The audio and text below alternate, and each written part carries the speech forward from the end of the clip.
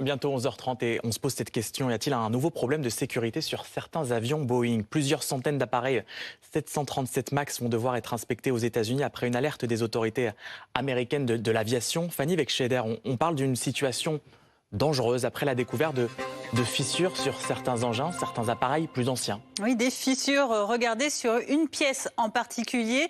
Elle est située au niveau de la porte avant de l'appareil. On devrait la voir, voilà, suspense. Et donc sur cette porte avant, il y a cette petite pièce métallique appelée bear strap ou sangle d'attache en français. Une pièce métallique qui permet de renforcer la structure en fait de l'avion à cet endroit-là. Elle est soumise à de grosses contraintes mécaniques. On comprend donc pourquoi une fissure à cet endroit-là pourrait, comme le dit la FAA, donc l'administration de l'aviation américaine, compromettre la structure, la solidité de ces avions.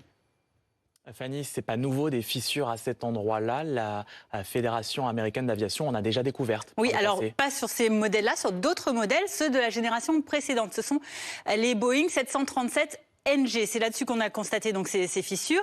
Mais le problème, c'est que les 737 MAX, donc la toute dernière génération, elle est conçue, au moins à ce niveau-là, sur les bear straps, de la même manière que la génération précédente.